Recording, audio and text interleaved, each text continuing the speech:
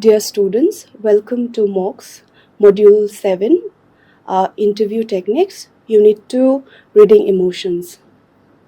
Oral history is a practice, a method of research. It is the act of recording the speech of people with something interesting to say and then analyzing their memories of the past. Paul Thompson, in his classic work, The Voice of the Past, states that it is the only quite recently that skill in handling oral evidence has ceased to be one of the mark of the great historian. Oral history is the collections and recording of personal memoir as historical documentations. Oral history is the best method to use, however, to get an idea not only of what happened, but what past times meant to people and how it felt to be a part of those times. Conducting an interview is a practical means of obtaining information about the past. But in the process of electing and analyzing the materials, one is confronted by the oral history interview as evidence of communications which demand that we find ways of comprehending not just what is said, but also how it is said and why it is said and what it means.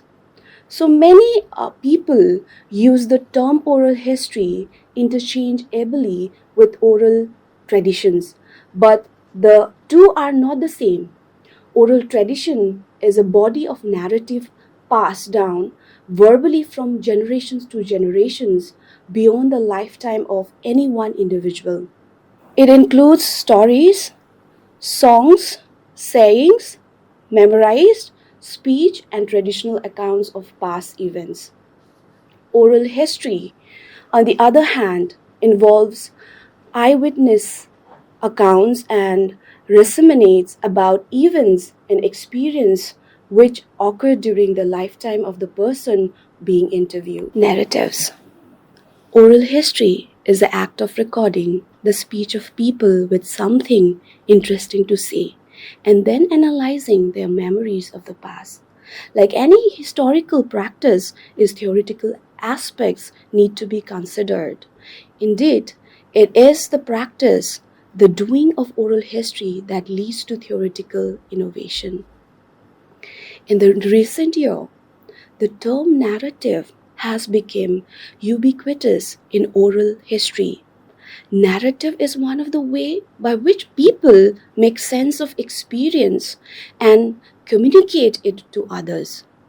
Narrative is fundamental to the ways we recall the experience of our life, including to ourselves.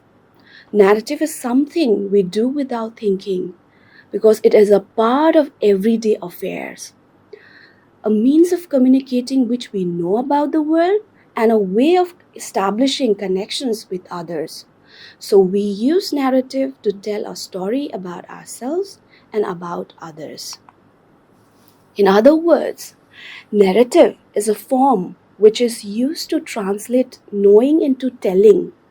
So narrations is the creative and active way we make sense of and communicate what we know in a way that the narrator expect will engage the listener.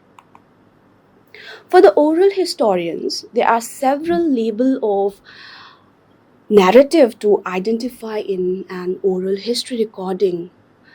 Firstly, the narrative created by the interviewee. Secondly, the narrative modules upon which the interviewee draws. And lastly, the narrative crafted by the historians from the accumulations of other histories. Narrative analysis identify and then explain the way in which people create and use stories to interpret the world. When we experience something in our daily life, we place it in a story.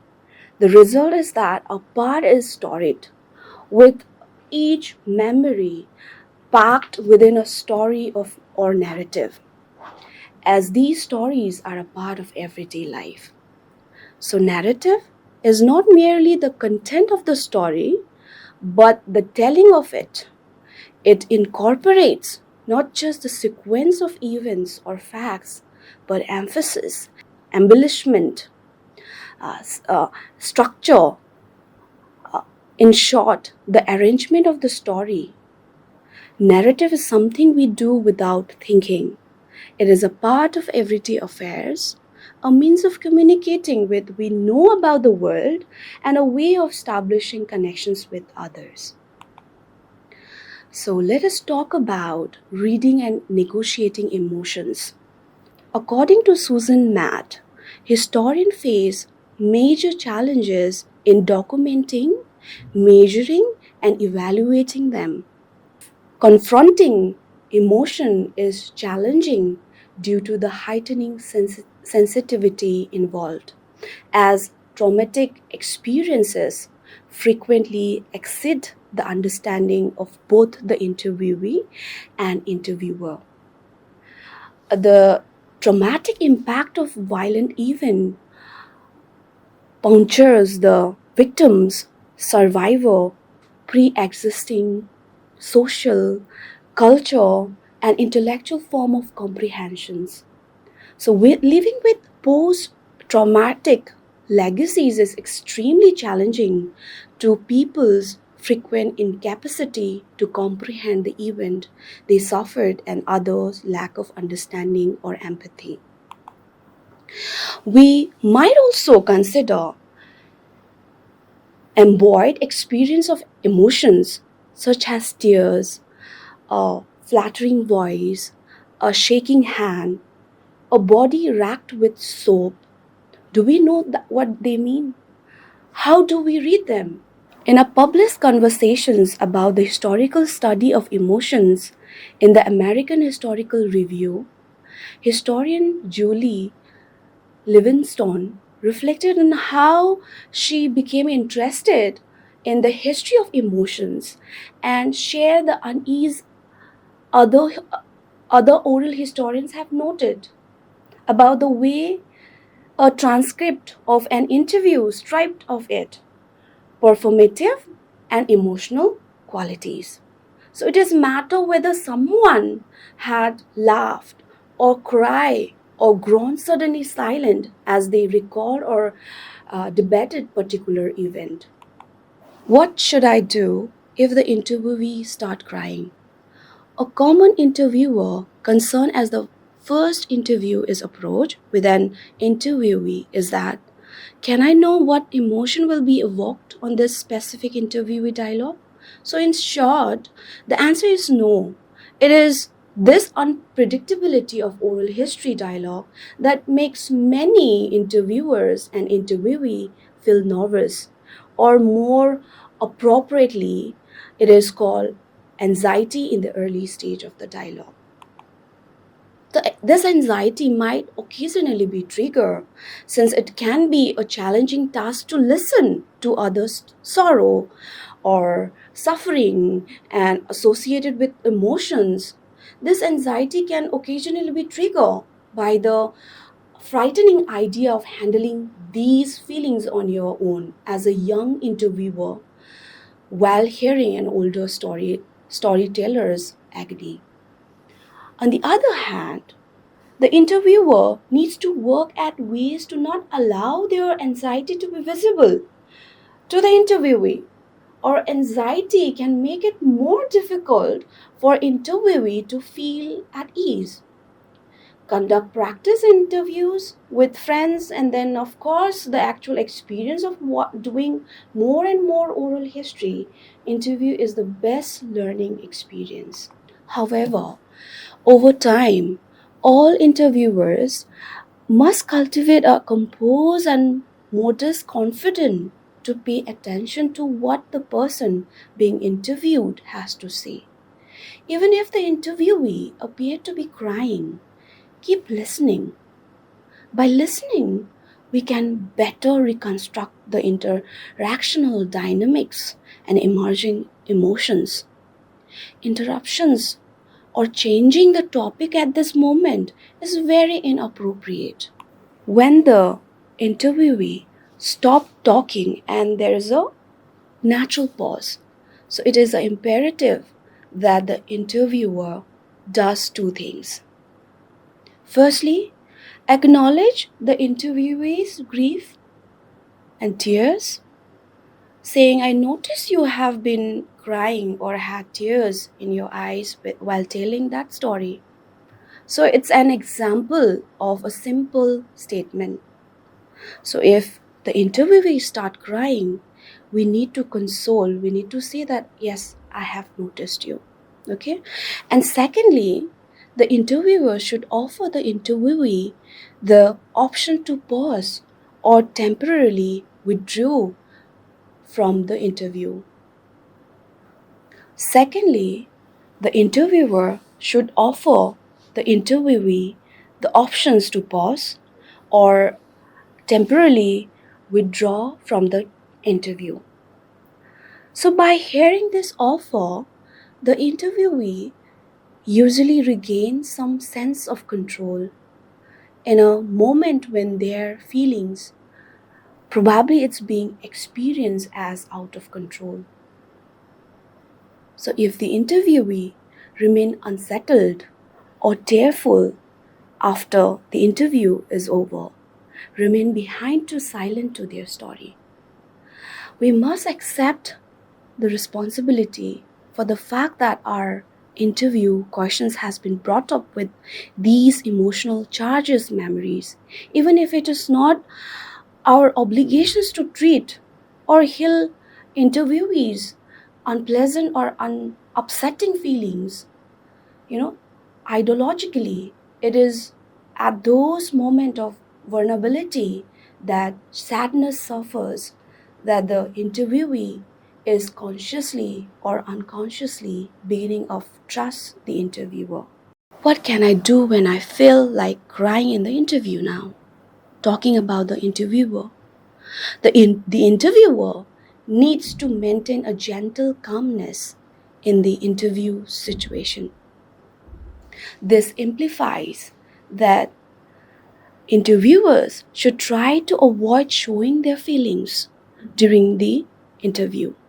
In short, as much as the hurts and the sadness of interviewers might evoke much emotion in us, we should not cry in the interview.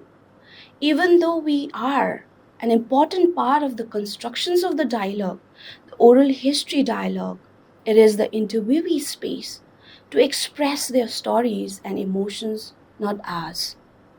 So if we cry, it might distract, it might distract, it might distract the interview from dealing with their complex emotions. So if we cry, the interviewee might be drawn to controlling us.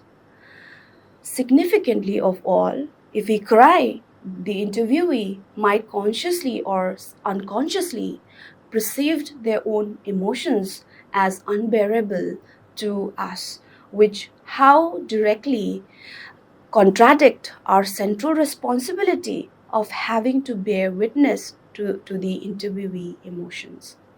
If the interviewer is experiencing emotional difficulties throughout the interview, it is useful to establish an internal mental dialogue with one's emotions and aimed at delaying,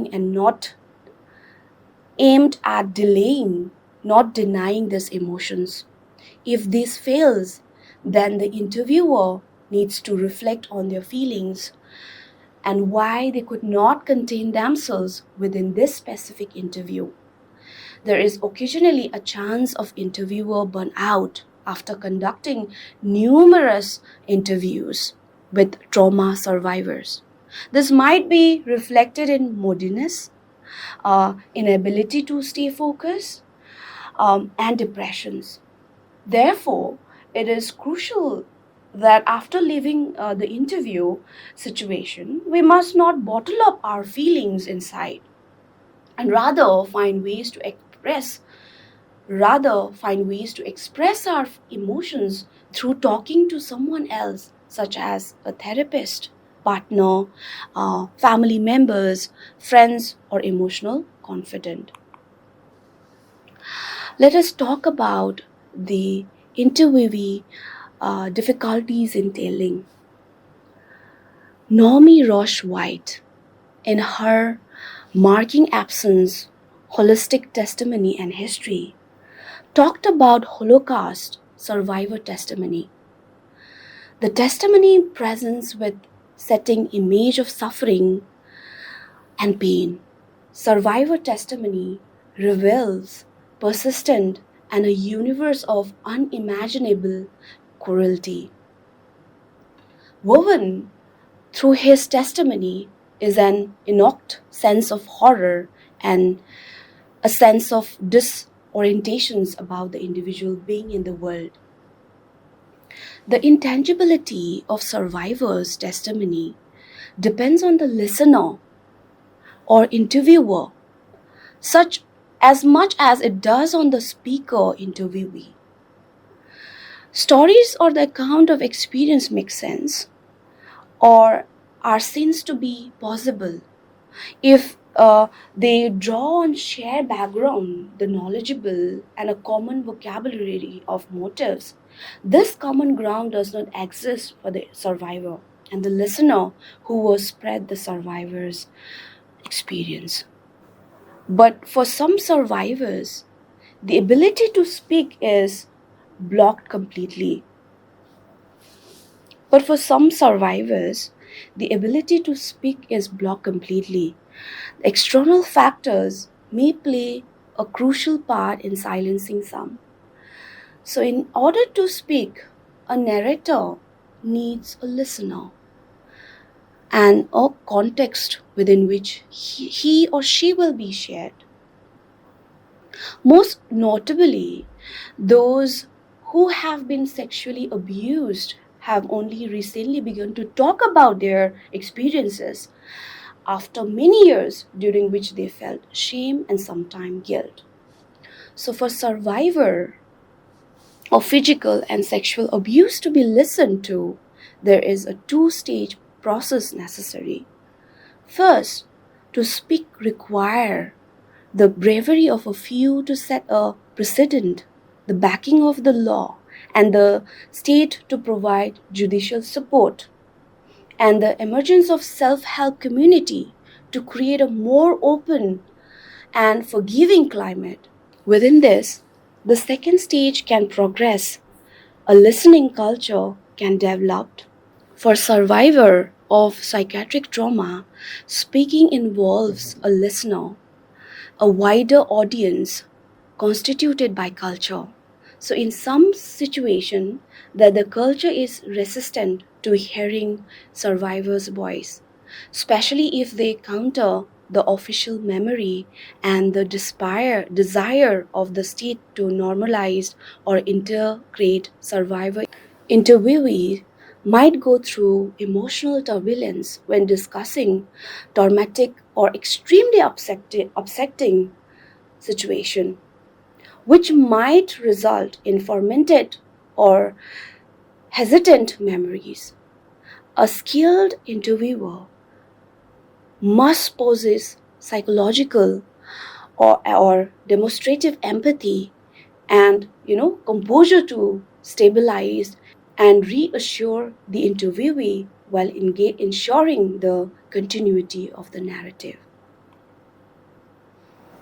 My dear students, it is important to remember that the story interview can often have a profound effects on the interviewee. So who may never have told anyone their memories before, and certainly it is unlikely to have recalled their whole life ways of listening in the course of a few hours. So for most people, recounting their life story is a positive. If emotional experiences from which they can gain much satisfactions and a renewed sense of perspectives, but the listener should always ensure that the narrator is comfortable at the end of the interview, is surrounded by the support they need, whether from family or friends. The role as an interviewer to the story cannot be overestimated.